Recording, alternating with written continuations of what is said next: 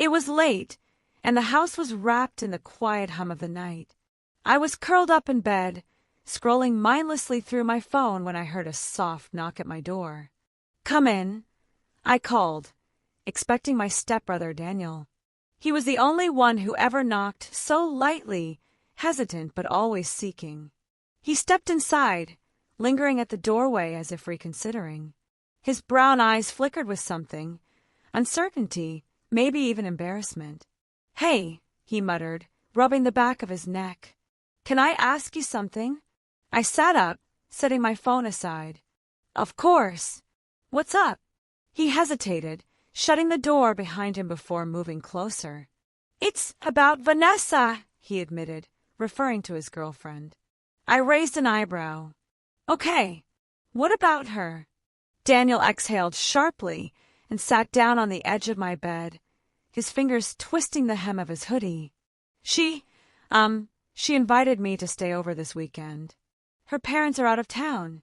I nodded slowly. "All right, and that's a problem because—" His cheeks darkened slightly. "Because it would be, the first time." "Oh." I watched him for a moment, taking in the nervous tension in his shoulders, the way he couldn't quite meet my eyes. "You're nervous?" I asked softly. Daniel groaned, falling back against the bed, staring at the ceiling. "Obviously. I mean, what if I mess it up? What if I do something wrong?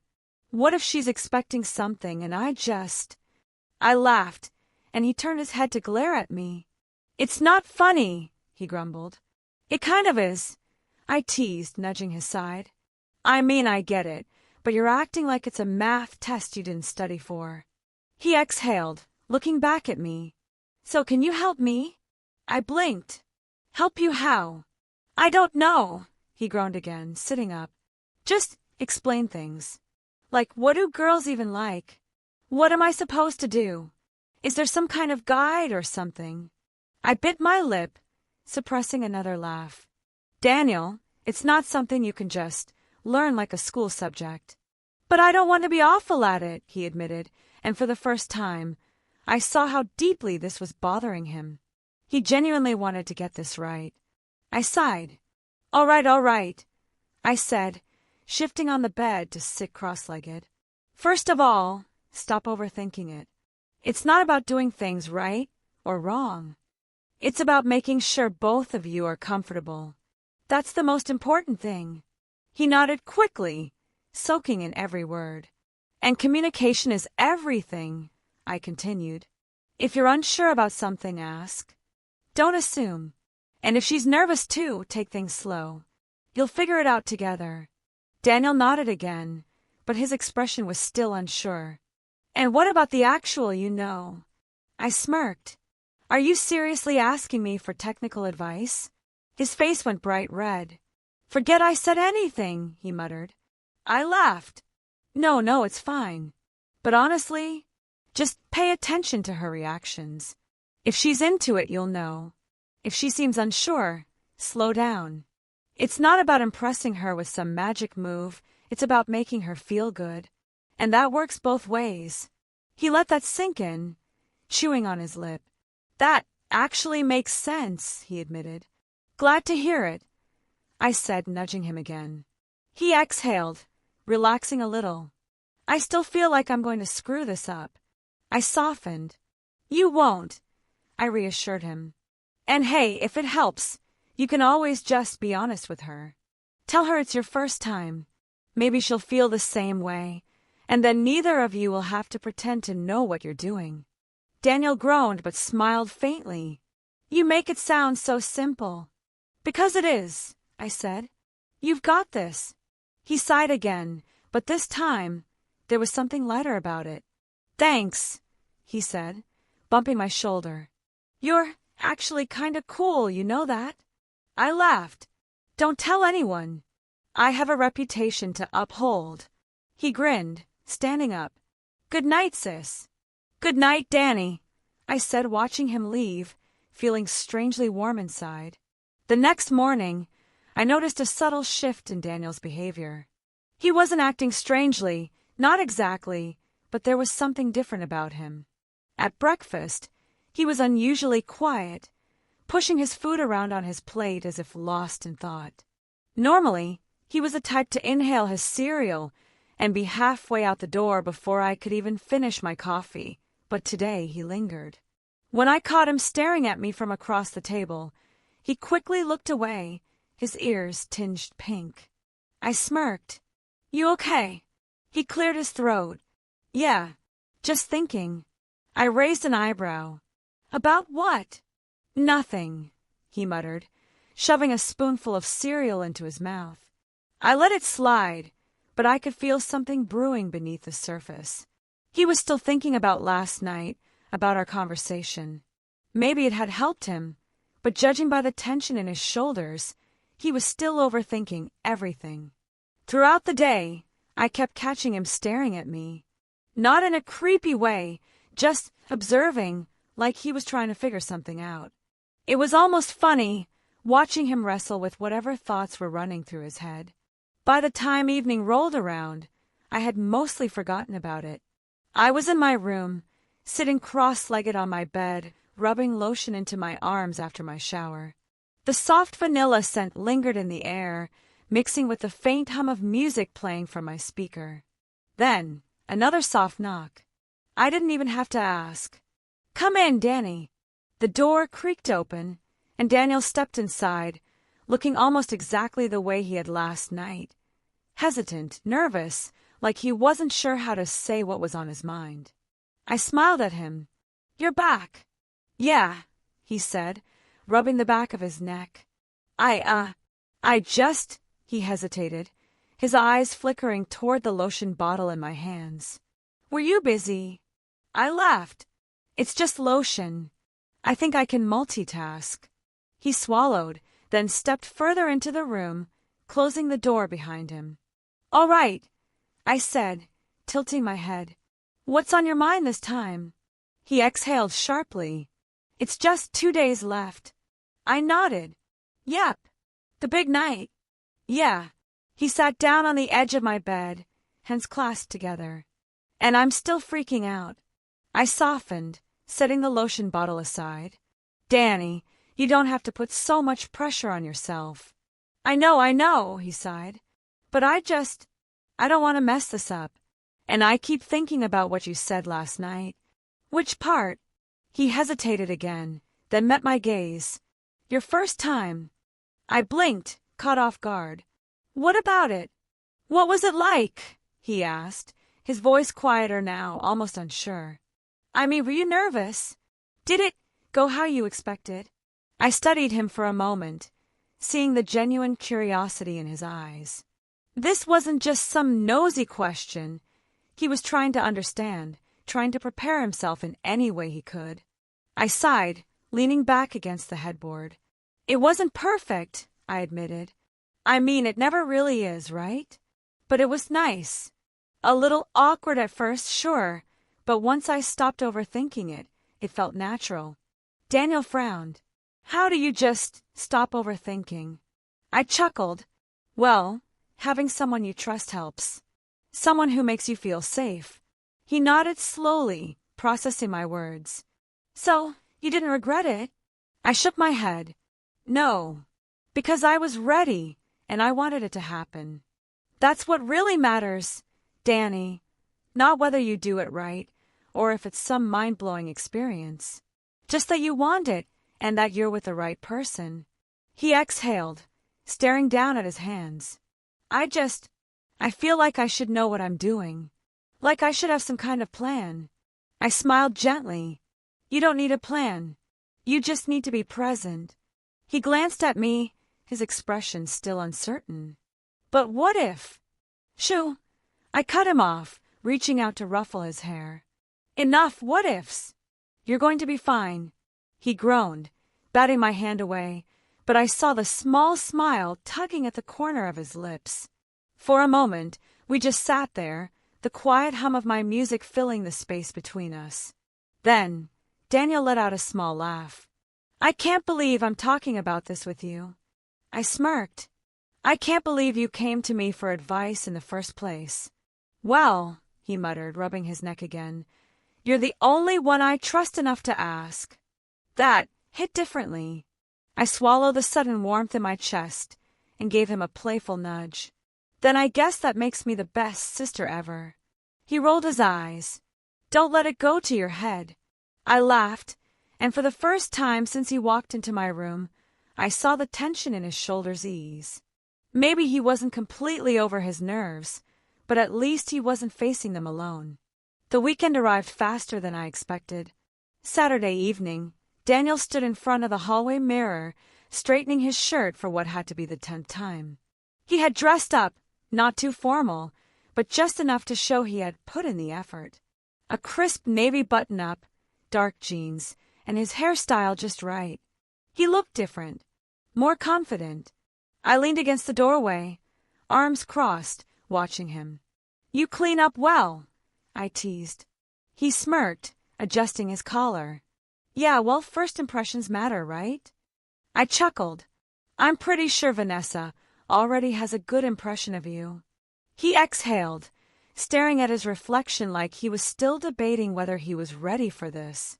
But there was something steadier in his posture now, something I hadn't seen before. "How are you feeling?" I asked. He turned to me, considering the question. "Still nervous, but better," he admitted. "I think our talk helped." I smiled, stepping forward to fix a stray strand of his hair. "Good. Just remember, don't overthink, be yourself, and trust the moment." Daniel nodded, but I could tell he was still trying to psych himself up. Without thinking, I wrapped my arms around him in a quick but firm hug. He tensed for a second, probably surprised, but then he hugged me back. "Good luck, Danny," I murmured. He pulled back, his eyes searching mine, as if trying to read what I wasn't saying. "Thanks," he said softly. Then, with one last glance in the mirror, he grabbed his jacket and headed for the door. I watched him go, the sound of the front door clicking shut echoing through the quiet house. And then I was alone. That night, sleep refused to come. I tossed and turned, my mind refusing to settle. I had wished Daniel well, I had reassured him, I had done everything a supportive sister should do. So why did I feel so strange? It started off as a mild curiosity. Was he nervous right now? Did he remember what I told him? Was Vanessa just as inexperienced as he was, or was she leading the way? Then the curiosity twisted into something else, something deeper, something I didn't want to name. I shifted in bed, staring up at the ceiling, my stomach in knots. Jealousy. The realization hit me like a freight train. I was jealous. Not in the way I should have been, not like an older sister protective of her younger brother. It wasn't that I thought Vanessa wasn't good enough for him. It wasn't that I wanted to keep him away from her. No, it was something much worse. I was jealous because she was experiencing a side of Daniel that I had never seen before. A side I had helped him find. Because while I had given him advice, calmed his nerves, and assured him that everything would be fine, it wasn't me who would be there with him tonight. And deep down, in some part of me that I refused to acknowledge, I wanted to be. I squeezed my eyes shut, trying to push the thought away. No, this wasn't right. This wasn't normal. He's my brother.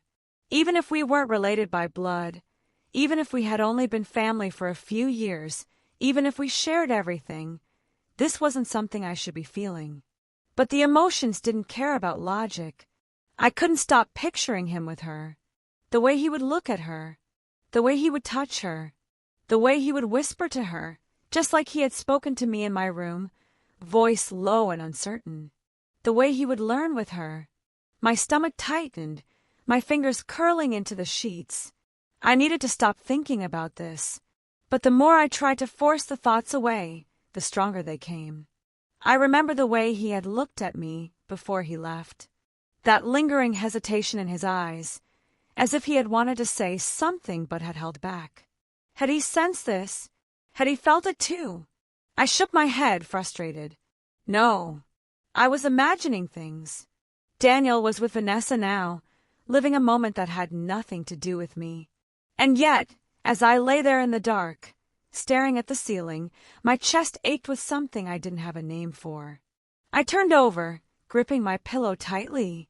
I wouldn't sleep tonight, because no matter how much I told myself that this was normal, that I was just overthinking, that I was just being a caring sister, I knew the truth, and the truth terrified me.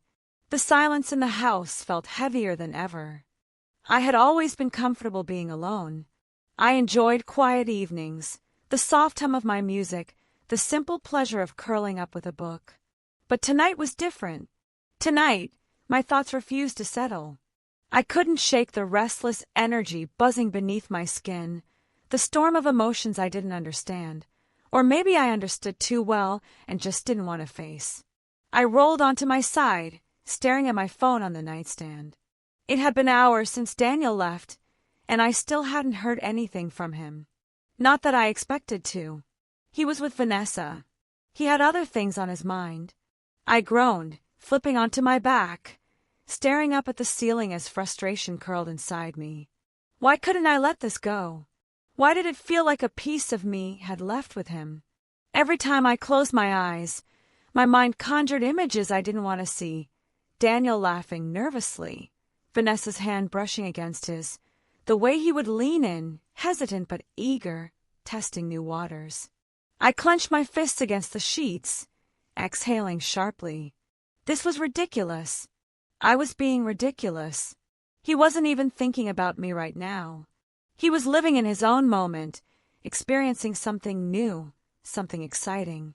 And yet, here I was, trapped in my room, consumed by a strange, twisting energy that refused to leave me. I needed to do something. Anything.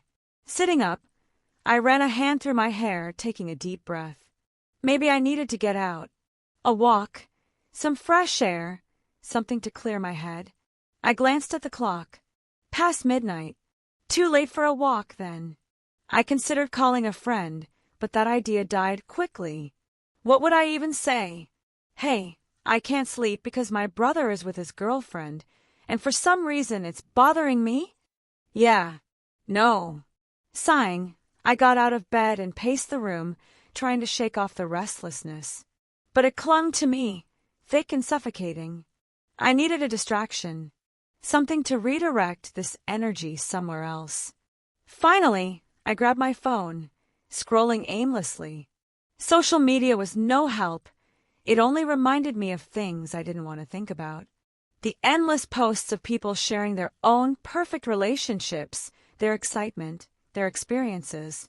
I tossed my phone aside with a frustrated sigh. Then, almost without thinking, I went to the mirror. I studied myself, as if searching for an answer to a question I didn't dare ask. The reflection staring back at me looked the same as always. Same face, same features. But something was different. There was something in my eyes tonight. A flicker of something I hadn't noticed before. I turned away quickly, as if escaping my own gaze. This wasn't helping. Nothing was helping. I sat back on the bed, hugging my knees to my chest, willing the storm inside me to quiet down. But it didn't. It only grew stronger. Because deep down, I knew this wasn't just about Daniel. It was about me. About the way I had always been the one he turned to, the one he trusted most. About the way I had always been his guide, his anchor.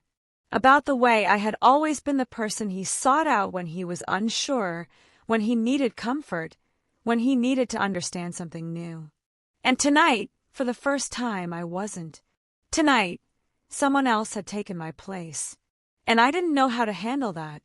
I buried my face in my hands, breathing deeply, trying to steady myself. I would be fine. I just needed time. I just needed to let the storm pass. But as the minutes stretched into hours and the night wore on, one thought refused to leave me. I wasn't sure I wanted it to.